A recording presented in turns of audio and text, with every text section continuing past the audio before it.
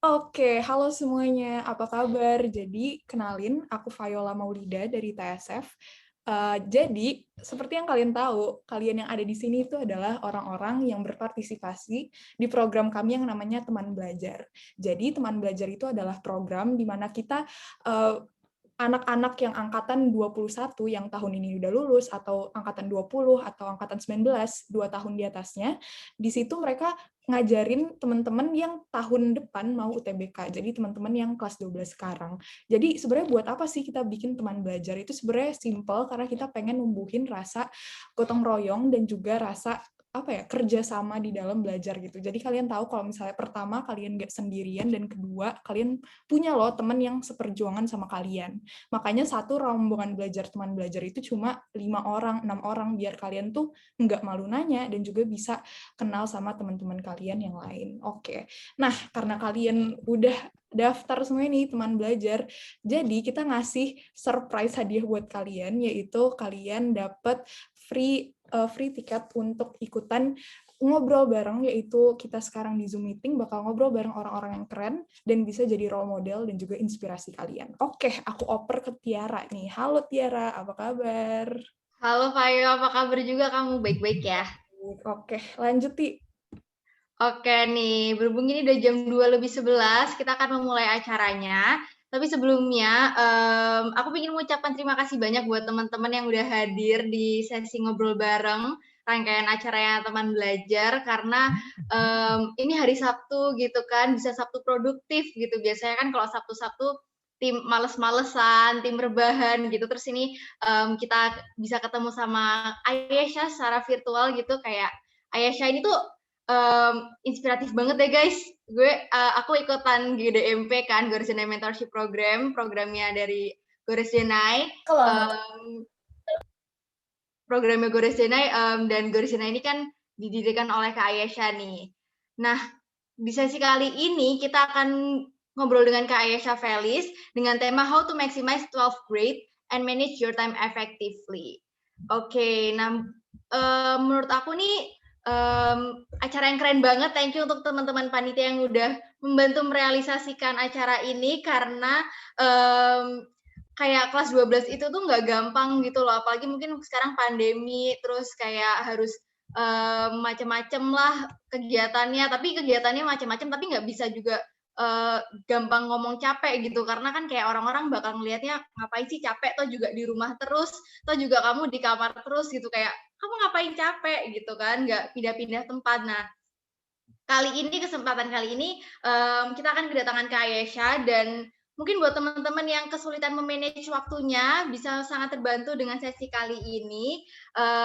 Dan gak usah lama-lama lagi deh ya, aku langsung aja welcome Kak Ayesha. Hai Kak Ayesha. Hai, halo Tiara. Hai semuanya teman-teman. Gimana kabarnya nih, Yes?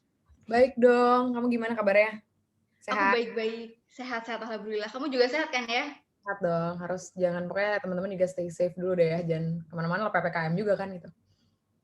Bener-bener. Perkenalkan diri dulu, Yes. Boleh, boleh.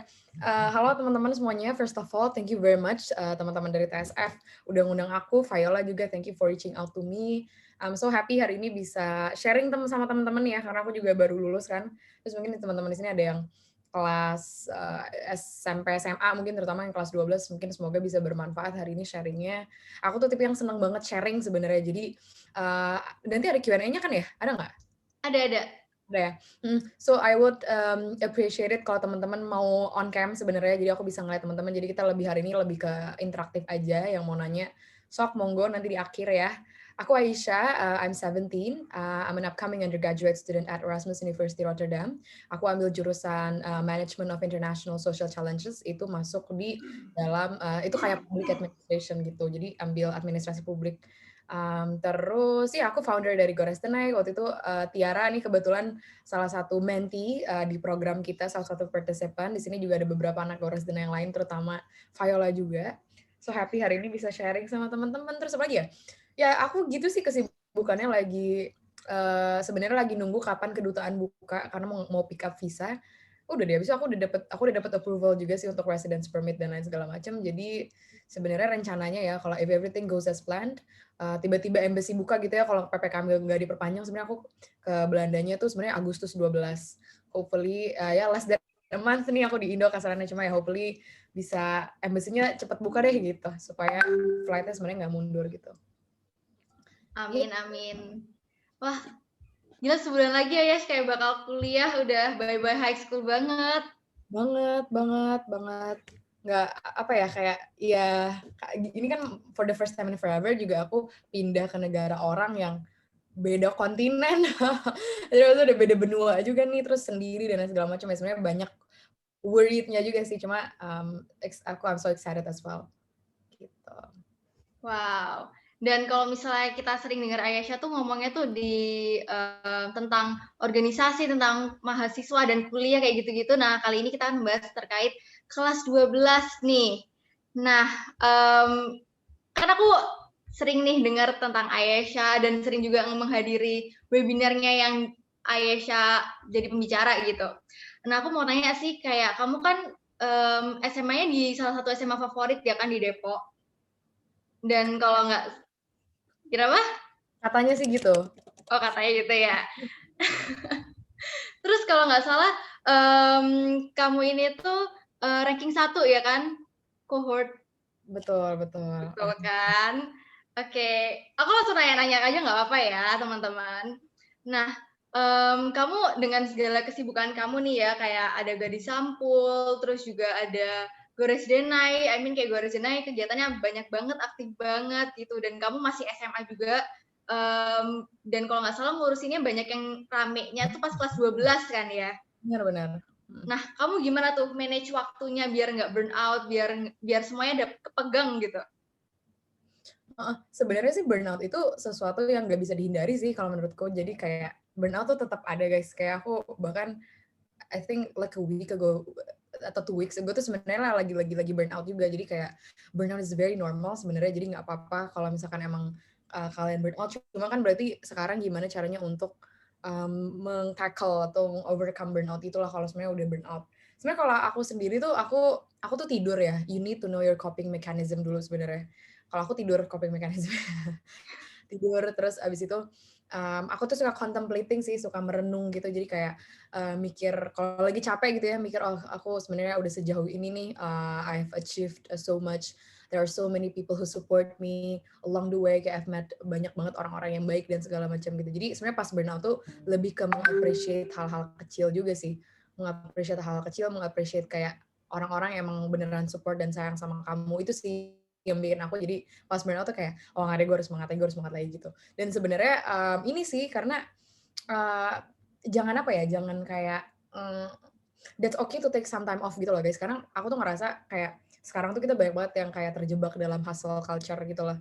Yang kayak kalau misalkan kita istirahat tuh, even kalau kita istirahat malah kayak guilty, padahal kayak istirahat aja gitu nggak apa-apa. Maksudnya kok istirahat jadi guilty gitu, itu kan toxic banget tuh kalau kayak gitu kan. Jadi it's okay to take some time off, terus just breathe, terus menurut aku penting banget untuk punya lifestyle yang sehat sih. Maksudnya kayak jangan kayak ini natap kayak screen lama banget ya kalau misalkan udah kelar meetingnya nanti kayak kalian harus ngelihat jauh lah, ngelihat memandang sesuatu yang jauh gitu biar kesehatan matanya kejaga dan segala macam. Karena menurut aku lifestyle itu impact-nya kuat banget loh ke masalah mental kalau aku ya. Karena kalau misalkan udah capek terus habis itu kepalanya sakit, badannya sakit, tuh malah makin capek sebenarnya, malah makin sakit dibandingin kamu capek tapi ya sebenarnya kamu sehat-sehat aja, kamu nggak sakit kepala, itu lebih ke kayak lebih enak aja, lebih baik lah. Soalnya beneran ada kondisi namanya psikosomatis. Psikosomatis itu adalah psychosomatic disorder, basically kayak kondisi di mana pikiran kamu tuh your thoughts basically itu sampai mempengaruhi ke fisik dan itu real. Jadi sebenarnya the power of afirmasi dan kata-kata positif itu sebenarnya gede banget loh. Jadi kalau misalkan kamu if you tell your body kayak aduh gue kayak sakit deh, gue sakit, itu sebenarnya emang bisa jadi sakit beneran loh akhirnya. There's a theory behind it gitu loh, psychologically speaking. Jadi I think gitu sih kalau dari aku. Terus kalau tadi kan kayaknya Aisyah banyak fokusin tentang burnout gitu kan ya, gimana caranya istirahat, gimana tahu coping mekanismenya sendiri nih. Nah, kalau kamu gimana sih cara mengimbangi 2 kegiatan? Maksudnya, supaya hal-hal ini tuh bisa kepegang gitu loh, kayak gores jenanya tetap jalan, sekolahnya jalan, masih ranking 1, keterima melalui SNMPTN, berarti kan kayak ranking kamu bagus gitu kan, nilainya bisa bagus dan konsisten gitu loh, sampai kelas 12 semester 5. Nah itu gimana sih mungkin buat teman-teman di sini yang mau berjuang di SNMPTN atau mungkin UTBK bisa pakai tipsnya dari Ayesha gitu. Jadi aku tuh tipe orang yang nyicil banget ya dari kelas 10 nih, mungkin teman-temannya masih kelas 10 atau SMP gitu ya. Nyicil deh, karena the power of nyicil tuh kerasa banget nanti pas kelas 12. Jadi aku tuh dari SMP itu udah serius mau kuliah ke luar negeri sebenarnya. Dan dari kelas 10 tuh aku risetnya udah serius untuk oke, gue mau ke luar negeri. Dan pas aku kelas 10 aku mikir gimana caranya nanti biar pas aku kelas 12 aku tuh nggak pusing sama nilai gitu loh. Karena aku kelas 12 tuh pengen pusing sama standardized test aja gitu, kayak misalkan IELTS, SAT atau standardized test yang lain gitu sebenarnya. Jadi karena aku nge-mapping gitunya, membuat petanya gitu, membuat peta kayak aku beberapa tahun ke depan tuh akan kayak gimana tuh aku udah dari jauh-jauh hari. Jadi aku udah mikir oke, kelas 12 gue harus fokus sama nilai. Gue nggak boleh pusing lagi, harus fokus sama standardized test aja dan uni application. Karena kalian kalau kuliah ke luar negeri itu banyak banget yang disiapin. Harus translate ini, harus ngurus sendiri, ngurus ke sekolah, bikin motivation letter, bikin recommendation letter. Jadi dokumennya tuh banyak banget gitu. Jadi karena aku tahu akan pusing sama itu, jadi aku nggak mau pusing lagi nih sama nilai. That's why aku dari kelas 10 tuh aku nyicil sebenarnya. Nyicil aja, jadi kayak oke, pokoknya dari kelas 10 tuh gue harus bagus. Jangan apa ya, orang tuh banyak yang bilang kayak, oh kalau kelas 11 tuh nyantai, soalnya lagi ya nyantai aja gitu kan, maksudnya bukan junior tapi bukan senior juga, di tengah-tengah santai aja gitu.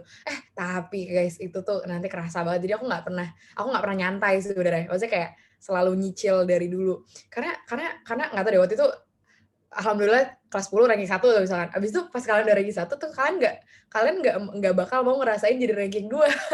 Gitu, nggak mau ngerasain jadi ranking 2.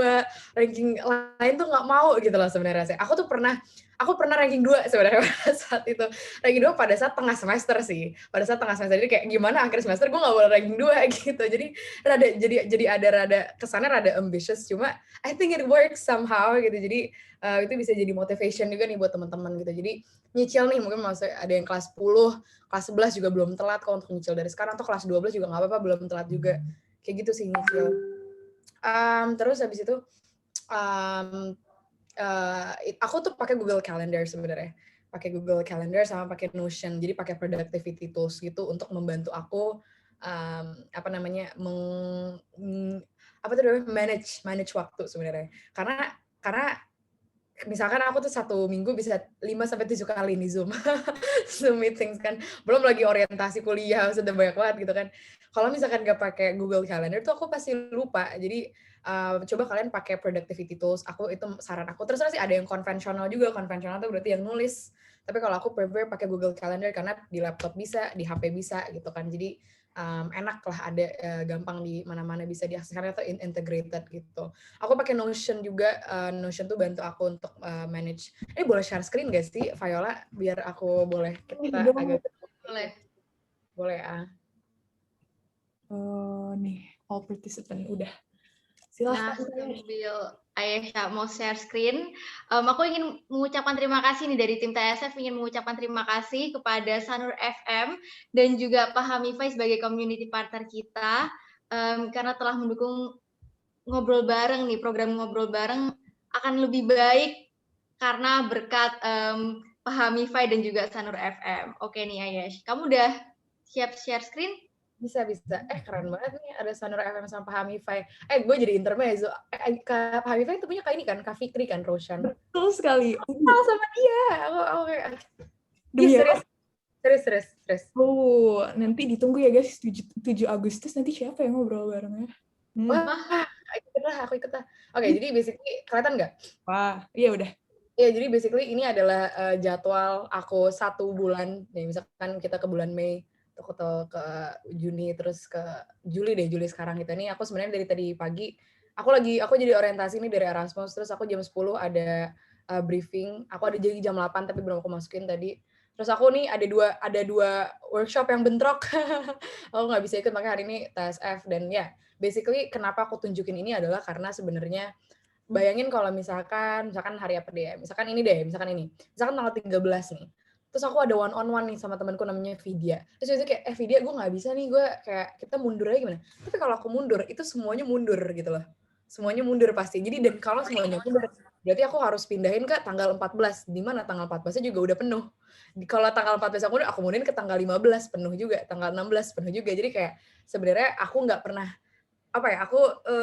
menurut aku self discipline sih. Self discipline tuh penting banget sebenarnya. Sangat luar biasa penting. Jadi I think self discipline itu sangat teman-teman juga harus punya. By the way, ini kelihatan nggak aku pindah page? Kelihatan.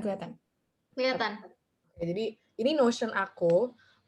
Notion ini basically kayak, nggak apa sih kalian kalau mau lihat to-do list aku juga nggak apa. Cuma saya Notion ini adalah yang sangat membantu aku untuk ngerjain sesuatu nih. Ini udah done ada 317 items yang udah done. Yang doing masih ada 5, to-do-nya masih ada 13 nih. Jadi maksudnya ini tuh harus di-track guys, karena manusia itu tuh punya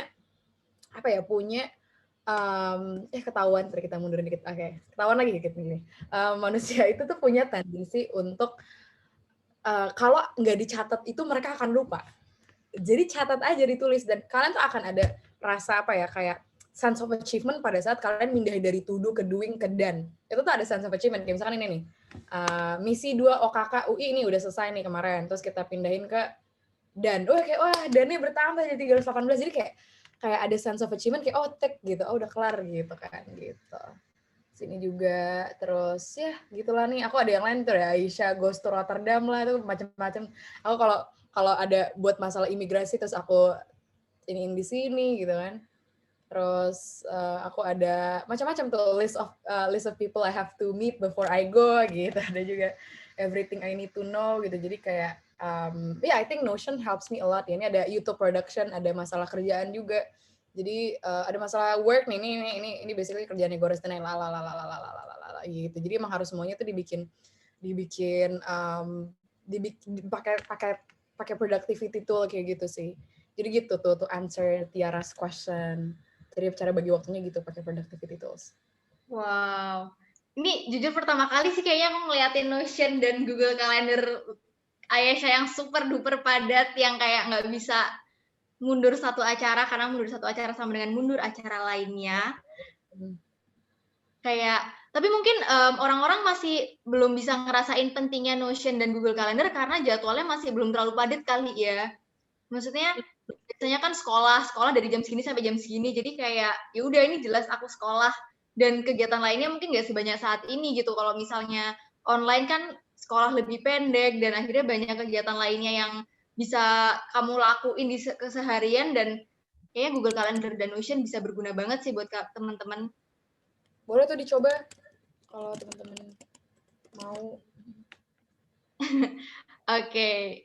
Aku mau tanya dong ya, kamu tuh ikut les mata pelajaran gitu nggak sih, bimbel? Pas SMA, SMP deh, SD gitu? SD, SMP pas mau ke SMA, aku bimbel di anak GO biasa, kelas 9 mau ke kelas, mau SMP mau ke SMA, GO gitu kan. Tapi SMA aku nggak les sih. Wow. Keren banget sih, Yesh. Soalnya aku nggak cocok les, teman-teman. Jadi aku tuh bukan tipe orang yang bisa les gitu. Karena gini, kalau les tuh kan kalian harus ngikutin silabus dari tempat les itu kan. Kayak, hari ini kita chapter ini. Aku tuh nggak bisa kayak gitu. Kayak, aku tuh tipe orang yang bisanya private. Karena aku tuh aku tuh bukan cuma bisa sih. Kayak menurut aku kalau kita belajar di kayak chapter yang aku udah bisa di sana, aku nggak mau ngulang lagi gitu loh. Kayak itu malah it's just wasting my time aja. Jadi aku pengen ke bagian yang langsung aku nggak bisa. Kayak gitu sih. Kayak udah nggak cocok kelas. I see. Wah, teman-teman ini pada ngerasain hal yang sama ya, teman-teman TSF nih kebetulan yang komen. Tapi kolom komennya terbuka loh buat teman-teman yang mau interaksi, dan teman-teman yang mau nanya bisa langsung tanya di Slido. Viola tolong share linknya Slido-nya ya. Nanti teman-teman bisa langsung nanya aja di situ. Jadi teman-teman yang ada pertanyaan yang sama bisa like atau hal lainnya. Jadi langsung satu pertanyaan aja gitu, nge-cover semuanya. Oke nih, next question. Ayesha kan keterima di 3 universitas ya, 3 universitas yang bergengsi nih ya. Kalau di Indonesia UI siapa sih yang nggak tahu UI gitu kan, HIUI lagi. Terus juga di Rotterdam dan Leiden ya. Iya, betul.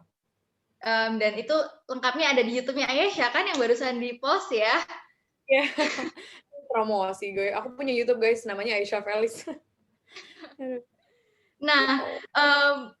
kamu gimana sih ya kayak milihnya gitu 3 universitas ini supaya bisa maksimal gitu di kamu? Karena kan tiga-tiganya bergengsi ternama semua gitu.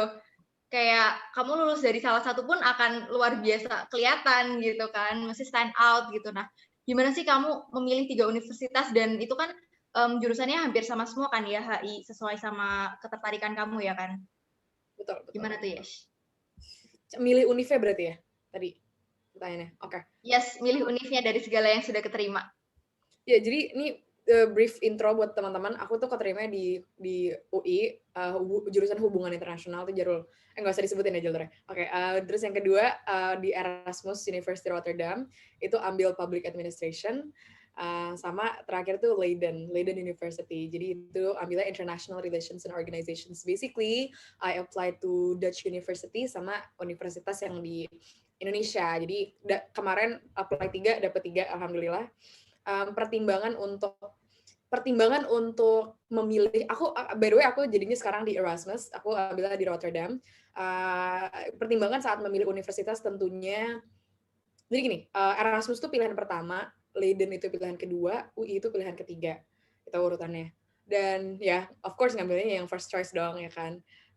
Jadi pertimbangan dalam memilih universitas itu yang pastinya world ranking kalau aku world ranking dulu, baru subject ranking.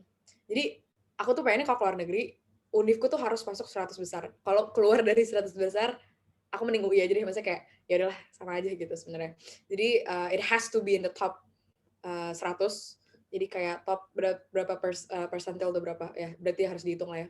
Pokoknya ya dan Leiden, dan bagusnya Leiden dan Erasmus juga masuk. Mereka kalau di Times Higher Education they rank quite high, kayak 70 to 72 if I'm not mistaken. Terus itu satu world ranking, terus subject ranking juga. Subject ranking Erasmus itu untuk social sciences cukup tinggi, kalau nggak salah di 37 apa 20 ya bahkan itu. Jadi in the world, jadi subject world ranking, subject ranking. Yang ketiga adalah jurusan sebenarnya.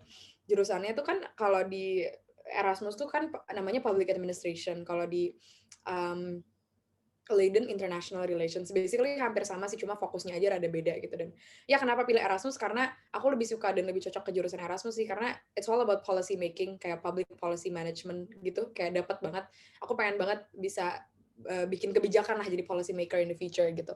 Terus kalau di Erasmus tuh menyenangkan karena karena kita bisa ambil minor guys, jadi major kamu apa, nanti kamu bisa ambil minor dari sekolah lain, dan itu bagus banget.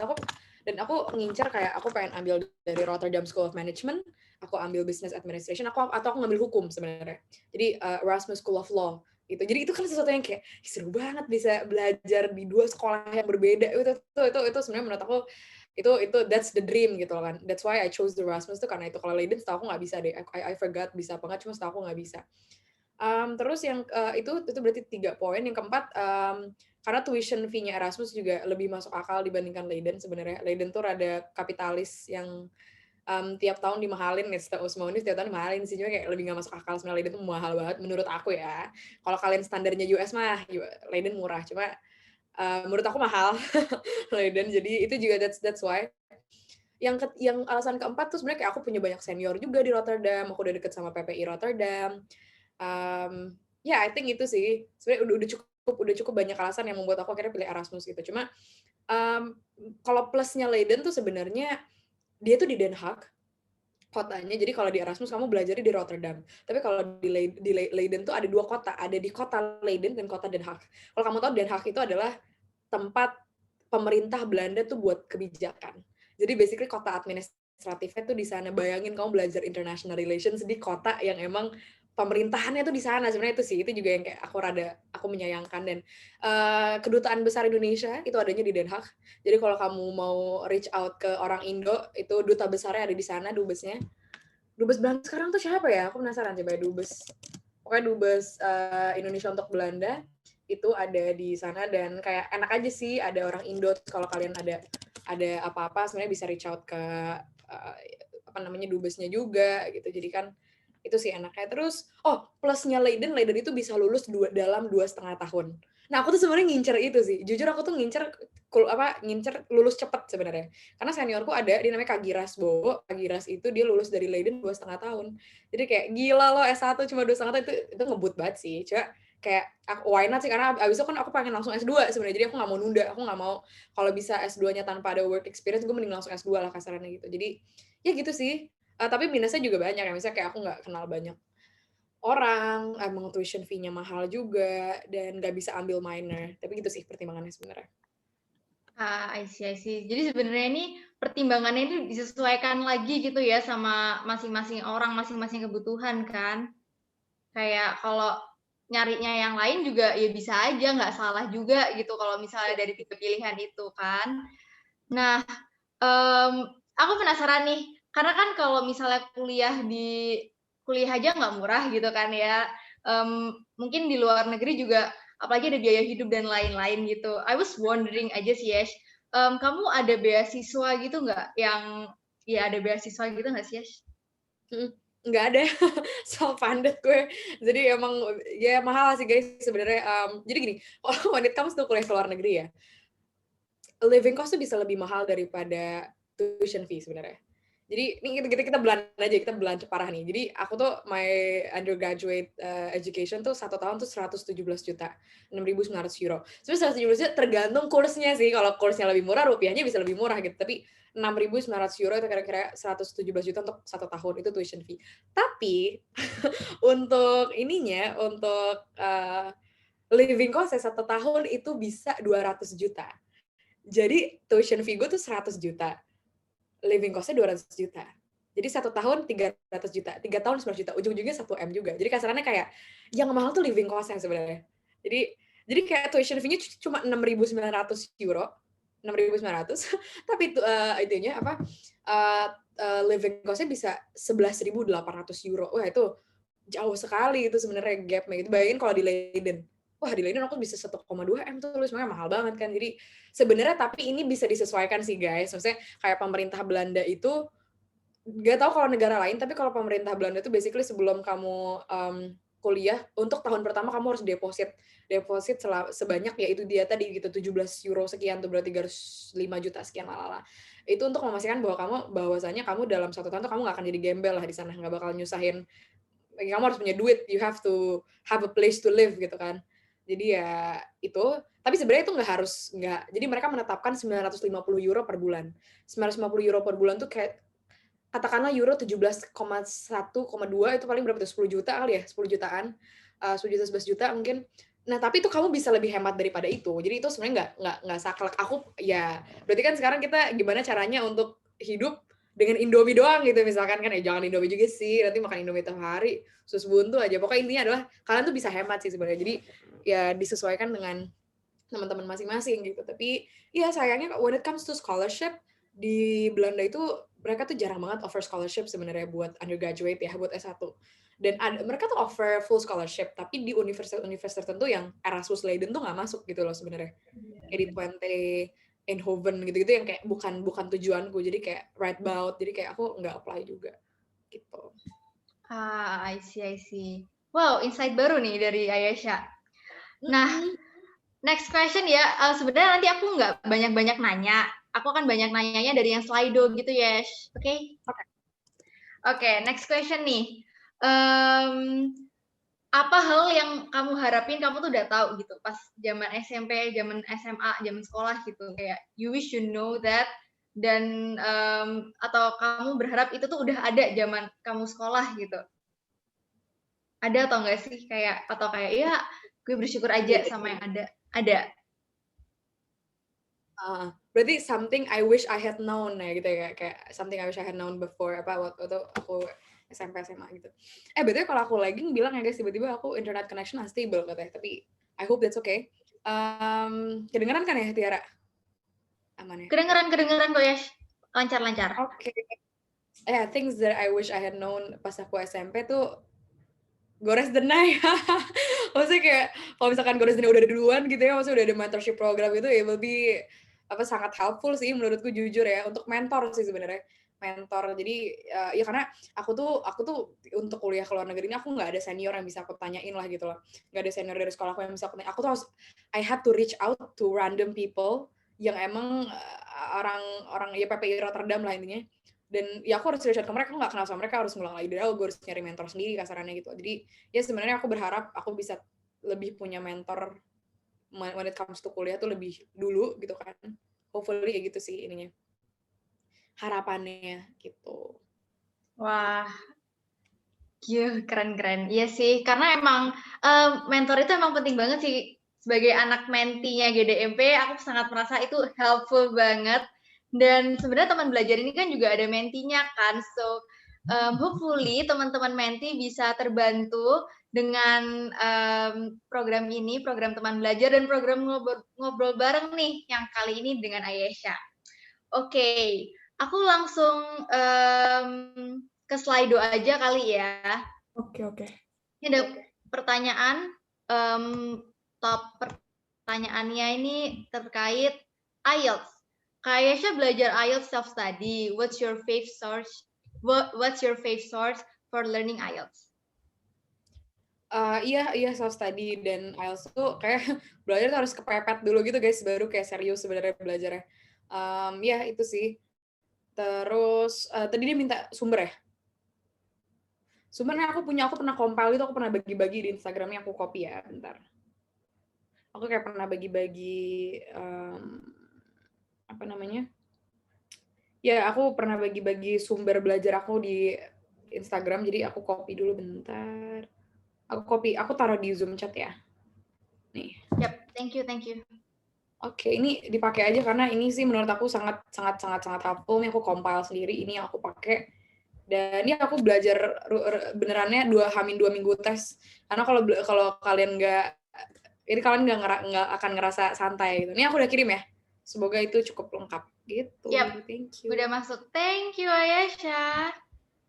Sama-sama, good luck semuanya. Oke, ada pertanyaan lagi nih. Top questions. How to stay motivated pas lagi belajar? Pernah demotivasi gitu nggak sih? Pernah banget, gue bukan mau di Ayunda, even mau di Ayunda mungkin pernah demotivasi juga tentunya gitu kan.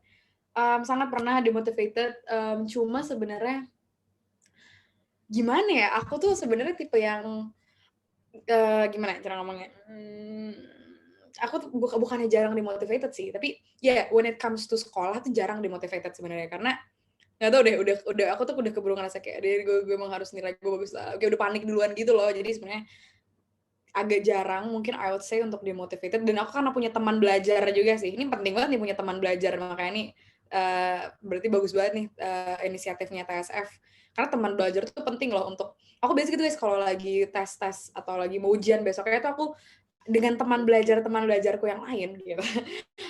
kita zoom terus kita belajar bareng, terus kita ngebahas soalnya bareng, jadi share screen salah satunya, itu seru banget sumpah.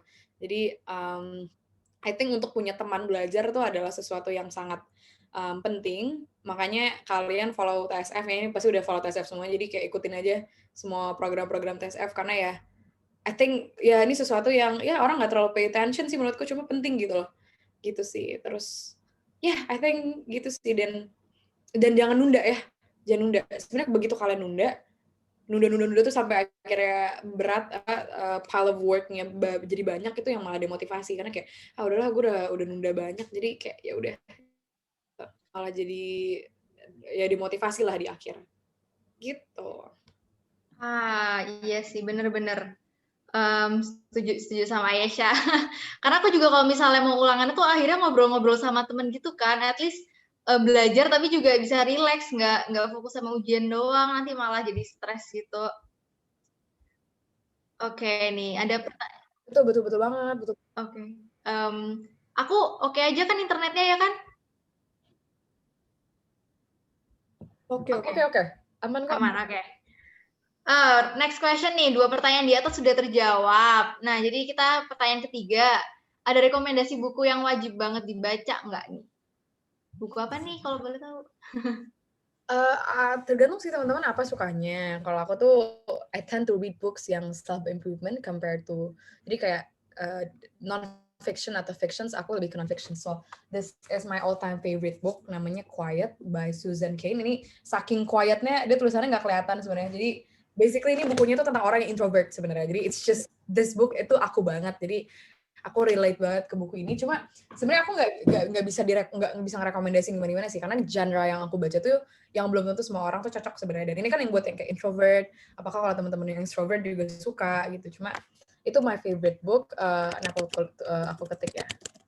Quiet by Susan Cain. Terus ini juga ini kalian pasti tahu deh. Kalian ini bukunya juga ada di mana-mana kok. Tapi ini penting banget karena ada tadi pertanyaan tentang demotivasi, terus gimana how do you stay motivated lalala. Sebenarnya I think buku ini nih, Things You Can See Only When You Slow Down. Itu dari judulnya aja kan udah kayak gitu kan. Itu reliving, itu buku mamaku, aku minjam, tapi ya Things You Can See Only When You Slow Down itu ini I have it. Bagus banget. I really love this book, Things You Can See Only When You Slow Down, karena beneran apa ya, buku ini tuh beneran bikin kita mikir lagi gitu. Ada beberapa hal yang bisa kita lihat tuh ketika kita memang in the state of mind yang santai, bukan santai sih, yang in a peaceful state of mind. Jadi I think this book might be really helpful gitu. Ada yang nanya, ada yang jomblo apa enggak? Aku jomblo, kebetulan single. Gitu. Oke, lanjut nih, intermezzo. Lanjut. Oke. Wah, ada next question dari Megumi nih. Bisa dibaca juga ya sama Ayesha. Have you ever feel the peer pressure or discrimination dari lingkungan kakak? Karena you've done so much in such a young age, and how do you react? Well, ini pertanyaannya juga sama seperti yang ingin aku tanyakan sih sebenarnya. Boleh dijawab tuh, Yesh? Sangat pernah. Thank you very much for your question nih, Megumi. I have, of course I have, karena aku itu tuh dari dulu tuh sebenarnya ada di lingkungan yang aku tuh selalu kerja sama orang yang lebih tua sebenarnya, selalu. Aku pernah di firma hukum 1 bulan, di Assegaf Hamzah & Partners, di law firm 1 bulan, di mana aku itu dikelilingi sama partner, sama lawyer yang udah senior, lalala. Aku pernah magang di Sejuta Cita, kalau kalian tahu, as their former partnership specialist. Jadi lingkunganku tuh ada lingkungan yang sebenarnya membuat aku tuh cepet tua, kalau kata orang tua aku ya. Maksudnya kayak aku tuh dibilang cepet tua mulu, karena ya mature terlalu cepat lah intinya. Karena ya aku memang selalu di lingkungan yang orang-orangnya lebih tua gitu. Jadi aku rada jarang hangout, bukan jarang lah, gue nggak pernah ada yang hangout kalau misalnya emang nggak ada agendanya gitu loh. Aku nggak tahu, cuma ya aku begitulah, aku agak kurang bersosialisasi, jadi jangan ditiru sebenarnya kalau di situnya. Pernah banget, cuma dan sebenarnya itu ada bagus dan ada enggaknya sih. Jadi nggak bagusnya aku sering orang-orang tuh segan in a sense that mereka tuh kayak, ya aku pernah lah digini orang kayak, ih lo ngapain sih lo temenan sama Ayesha, dia kan cuma bisa ngomongin hal-hal yang serius doang, yang kayak gitu-gitu deh. Jadi ya kayak aku tuh sekarang image-nya tuh yang kayak katanya serius aja, very formal dan lain segala macam. Jadi terus aku yang kayak, ya terserah sih kalau lo mau mikir kayak gitu, emang mungkin lo mungkin nggak bisa menyamai gue kan, gue sebel kan, gue gituin aja gitu kan kasarannya. Cuma saya kayak, kenapa sih orang-orang, aku tuh sebenarnya I really love making new friends and all. Jadi tapi ada juga sih yang ngata-ngatain jahat dan tidak dengan kata-kata yang baik tuh sebenarnya ada banget teman-teman. And how do I react to that tuh sebenarnya ya lebih ke bodo amat aja sih. Maksudnya kalau misalkan dia mikirnya kayak gitu, ya misalkan mereka mikir aku tua, atau aku, ya lo sih ini meetingmu apa sama orang lebih tua, apa sih, kan aku kerjanya sama orang yang lebih dewasa lah, lebih tua umurnya. Ya udah aku gini, ya nggak apa-apa dong, my professional development lebih cepat tumbuhnya daripada lo gitu. Jadi gue pas gue nanti kerja atau apa, ya aku nggak bakal kaget lagi atau gimana. Terus aku kayak ya aku biasa aja, karena benefitnya tuh kerasa gini. Aku itu waktu ada tugasnya Erasmus tuh, aku disuruh bikin LinkedIn, guys, kalau kalian tahu LinkedIn. Kayak ya TV digital gitu kan, LinkedIn ya kan. Nah terus kita disuruh bikin LinkedIn lah, di situ tuh kan kayak gue udah punya LinkedIn dari 4 tahun yang lalu. Aku nggak ngerjain tugas ya, jadi aku cuma submit linknya udah kelar gitu. Jadi kan ya sebenarnya hal-hal kayak gitu, karena aku, kalau dari pertanyaan kamu kan aku achieved so much at a young age, ya I think lebih banyak benefits ya sebenarnya. Jadi kayak yaudah ya YOLO aja lah, kayak ya kalau orang-orang kayak gitu kita skip aja. Mungkin karena emang nggak bisa menyamakan, mau gimana dong gitu sendiri gitu. Jadi kayak ya kalau misalnya ada yang toxic ya udah tinggalin aja gitu kan, daripada harus bertahan terus malah nyapain diri sendiri. Oke nih. pertanyaan berikutnya. Mayu, kamu scroll. Ini ada yang nanya nih, cara pilih jurusannya gimana? Aku jawab, ada yang nanya tadi kenapa pilih HI. Aku jawab 2 aja ya, aku gabung ya. Jadi Boleh. jurusan dan kenapa pilih HI. Jadi gini, aku tuh pilih HI karena aku tuh HI itu approach-nya sangat multidisipliner sebenarnya. Multidisipliner tuh maksudnya kita ya multidisciplinary approach. Jadi ilmu HI itu, ilmu public administration itu mengambil dari banyak sekali disiplin. Jadi jurusanku tuh ada public policy management, ada policy making, ada international law, ada economics, ada globalization, ada HRD dan segala, ada statistik juga bahkan. Dan aku pun kalau lulus IPS nih, aku SMA tapi lulusku gelarku Bachelor of Science sebenarnya. Dan I think dalam memilih jurusan tuh aku suka banget ya multidisiplin. Aku tuh suka ekonomi, tapi I can't see myself studying economics for the next 3-4 years tuh aku nggak bisa belajar ekonomi dong, kayak mau gila deh, karena kering aja menurutku gitu, ngerti nggak sih? Kayak atau misalkan business administration, ya aku suka sih business administration and all, tapi aku nggak bisa pelajarin accounting, mathematics, kalkulus nggak ada kali ya, cuma sih kayak kering banget jir belajar akuntansi, gue nggak bisa. Atau hukum juga deh, aku juga nggak mau belajar hukum 3 tahun 4 tahun belajar hukum doang, aku nggak mau gitu. Makanya menurut aku HI itu adalah jurusan yang tepat untuk aku karena mereka tuh ada semuanya, ada sosiologi, ada ekonominya juga. Jadi gitu sih sebenarnya kenapa pilih HI gitu kan. Terus cara memilih jurusan sebenarnya I've always known dari dulu tuh kalau misalkan karena aku tuh range interest-nya tuh banyak sebenarnya. Range interest-nya tuh banyak. Jadi yang aku bilang tadi aku suka ekonomi, cuma kira-kira apa ya jurusan yang kayaknya yang meng-wrap it all gitu loh, di-wrap semuanya gitu kan. Ternyata HI ada aja itu jurusan, dan menurut aku baliknya ke ini sih, ke career choice kamu sih sebenarnya. Career choice kamu mau jadi apa. Karena aku pengen in the field of policy making gitu ya. Jadinya aku pilihnya public administration karena itu biasanya yang mau jadi future policy makers belajarnya itu. Gitu. I see, berarti lebih ke arah sesuai sama tujuan dan kegiatan favorit kamu gitu kan ya, kayaknya personalize lagi aja dengan minat dan bakat kamu dan tujuan kamu ke depannya gitu ya. Banget setuju. Oke, next question nih dari Amanda. Thank you Amanda. Hi Kak, may I know how do you manage your university application? Misalnya IELTS test itu harus ambil berapa bulan sebelum application, motivation letter dan lain-lain. Yeah, sure, Amanda. Thank you so much for asking. How did I manage my university application? Basically, aku sebenarnya ada telat sih, jangan ditiru. Tapi aku itu ambil IELTS baru tahun ini. Januari itu telat banget sih sebenarnya, jadi jangan ditiru. Kalau bisa ambil IELTS itu secepatnya. Karena biar kalau nilainya kurang atau tidak, ya kamu mau retake, tanggalnya masih banyak gitu kan. Terus kalau motivation letter gitu-gitu sebenarnya aku udah nyicil sih dari November, Desember I think. November, Desember. Terus kayaknya kalau di bulan Januari, Februari, Maret itu lebih ke kayak polishing aja sih. Polishing motivation letter gitu. Lebih kayak di poles-poles dikit gitu sampai akhirnya jadi lebih baik gitu. Kayak gitu sih timeline-nya sebenarnya. Kamu harus tahu timeline juga sih, deadline-nya kapan. Kalau Belanda deadline-nya itu April. Gitu. Univ kalau US tuh deadline-nya lebih cepat kayak gitu. Jadi harus dicek lagi juga ke ini kamu ke negara dan juga universitasnya. Ya, benar-benar. Dan kalau boleh tahu nih, aku mau nanya sih, kamu kan tadi motivation letter dan polishing dan lain-lain kan ya. Itu kamu minta proofread dari siapa aja sih, Yash? Banyak banget, aku minta proofread dari teman, minta proofread dari teman banyak sih, teman ada 2, 3, I think banyak teman banyak. Minta proofread dari mentor aku, namanya Kak Ira. Aku punya proofreader juga namanya Andrew ini dia di California, jadi dia basically emang bantu orang untuk ke universitas gitu, dan dia udah bantu banyak orang untuk ke Ivy League, ke Oxbridge gitu, aku lewat si Andrew juga, ada dari mantan juga. Jadi kayak ya banyak yang proofread my motivation letter gitu. I see. Ini nih dari pertanyaan dari Kak Megumi nih. Thank you Megumi udah aktif bertanya, senang sekali. Kak Ayesha, do you got any personal tips on writing college application essay and how long did you take on making yours? Thank you.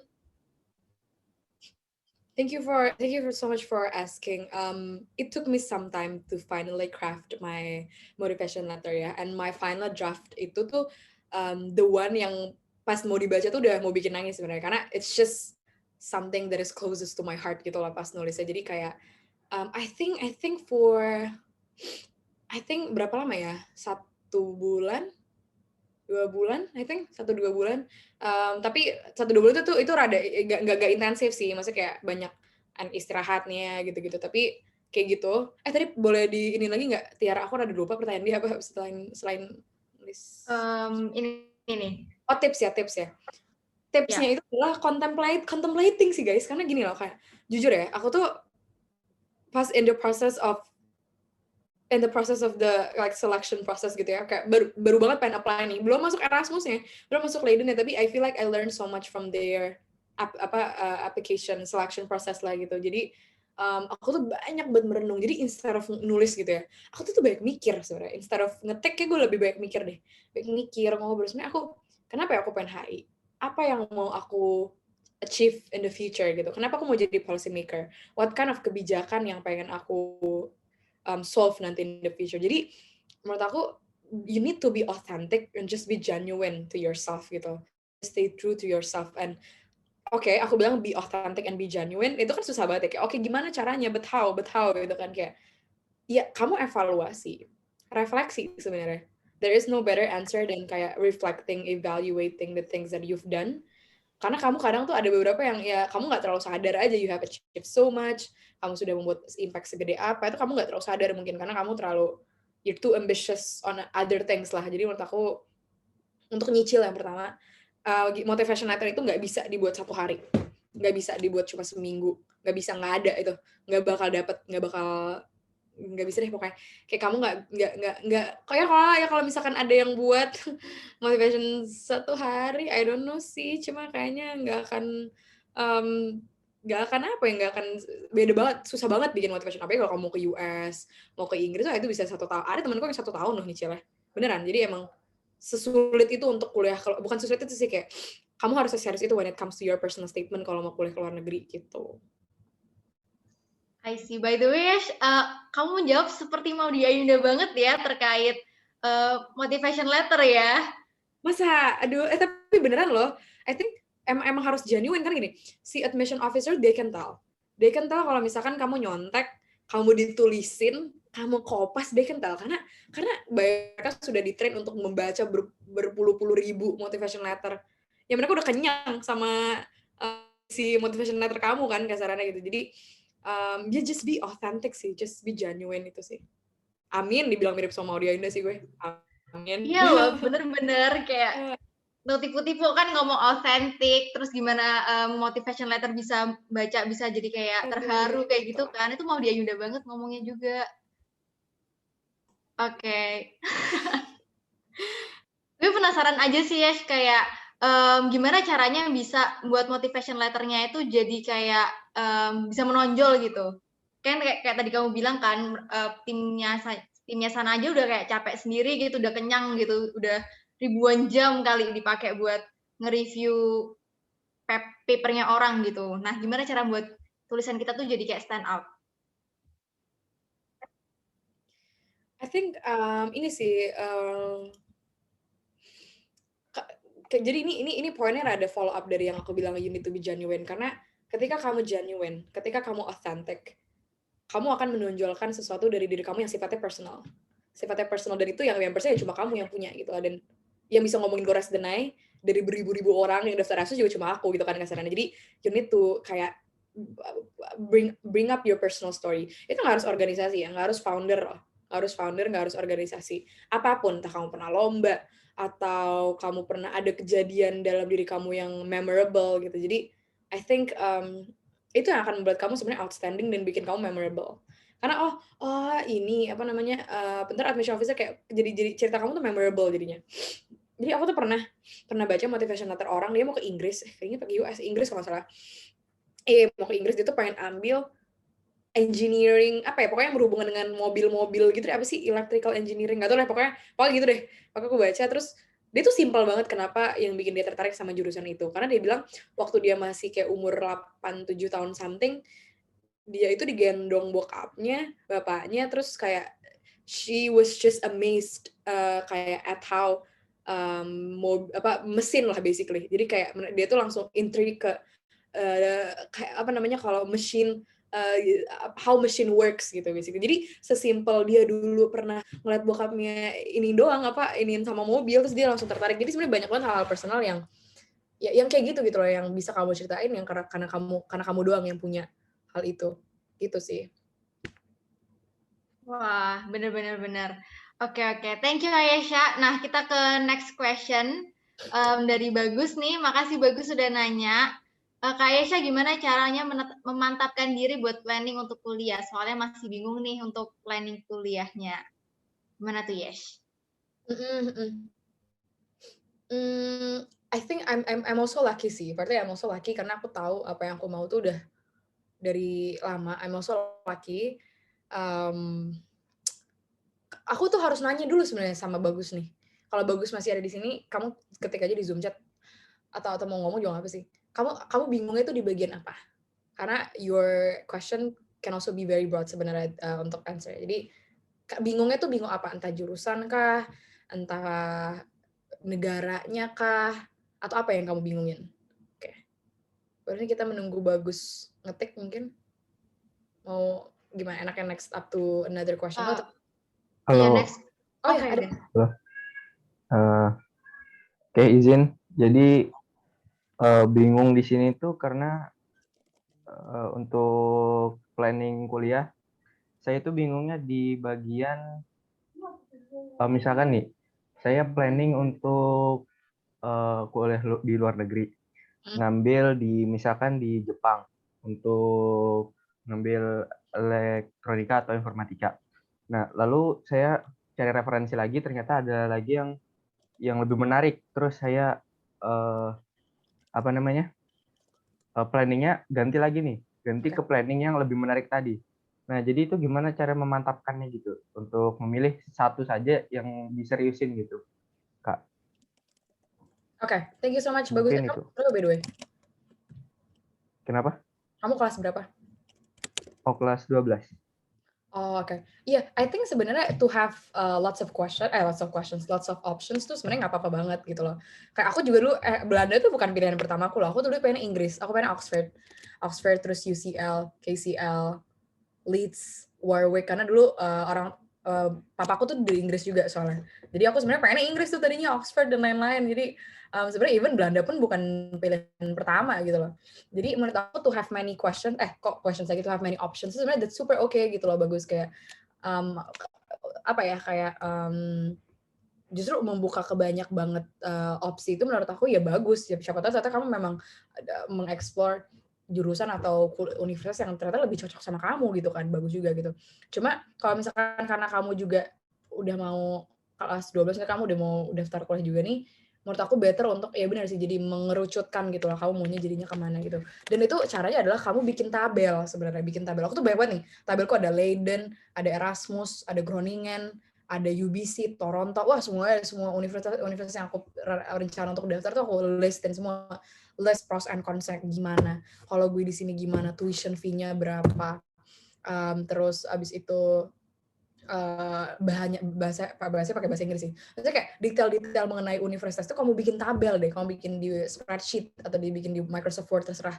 Aku rekomendnya sih spreadsheet ya kan enak bikin tabelnya. Karena kalau udah bikin spreadsheet itu, terus kamu list pros and cons nih. Oh kalau di Jepang pro-nya gue bisa dapat beasiswa, tapi minusnya gue harus pakai bahasa Jepang misalkan kayak gitu misalkan. Terus kalau di Kanada bagus, dia top 20 in the world gitu kan kalau Toronto gitu. Tapi minusnya mahal banget tuition fee-nya. Jadi kayak pros and cons-nya tuh jelas dibandingin kalau kamu nggak nulis apa-apa tuh kamu akan lost sebenarnya. Kamu akan ngambang kayak gue malah makin bingung gitu. Jadi dibuatlah tabelnya, dokumennya. Nanti kalau misalkan ada perubahan, ada adjustment atau ada changes, tiba-tiba ada perubahan-perubahan tuh kamu tinggal edit di dokumen itu aja gitu loh.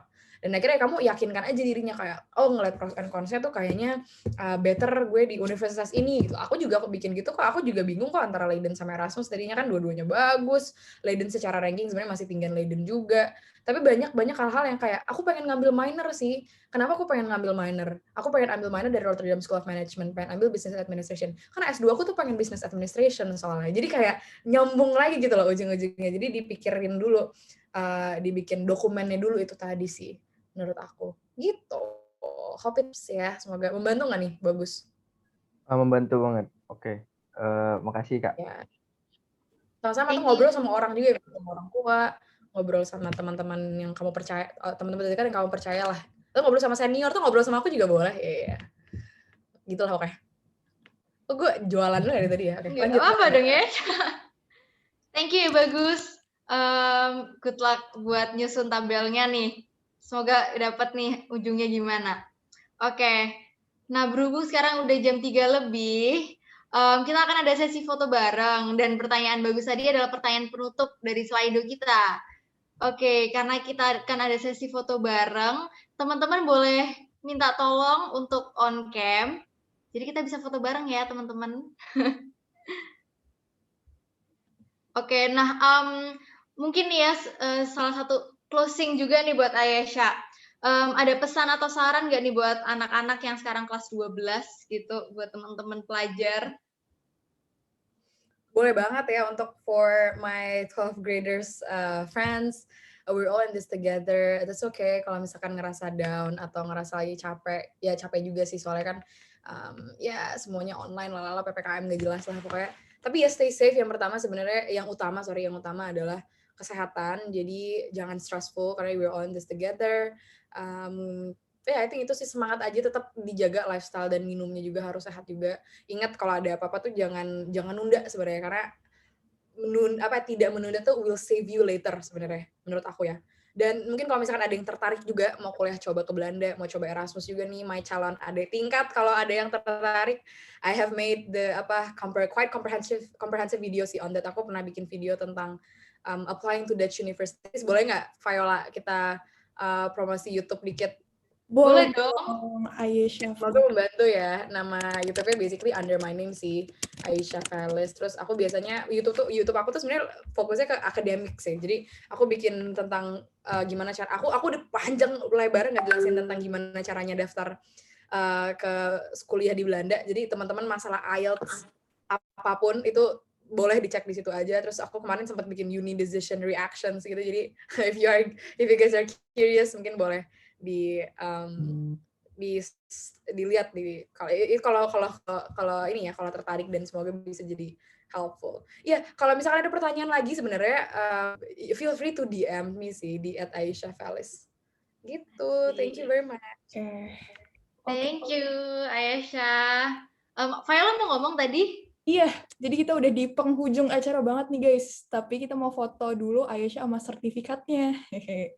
Jadi sebagai tanda apresiasi, hari ini Kak Ayesha udah mau, kelihatan nggak? Masih proses. Oke, udah kelihatan. Oke, nice. Ya, sebagai tanda apresiasi udah mau ngobrol bareng nih sama anak-anak TSF. Kak Ayesha, kita foto bareng dulu kali ya, bareng sertifikatnya. Ini kanan kita tuh ada, di kanan aku ya, ada Kak Ayesha sama Tiara. Jadi screenshotnya nanti kelihatan. Oke, foto ya Kak Ayesha. Ti, lu minta gue screenshot, Ti. Oke, 1, 2, 3. Oke, cakep. Nah, selanjutnya foto bareng, guys. Aku stop share dulu dan aku stop recordingnya. Ayo semuanya.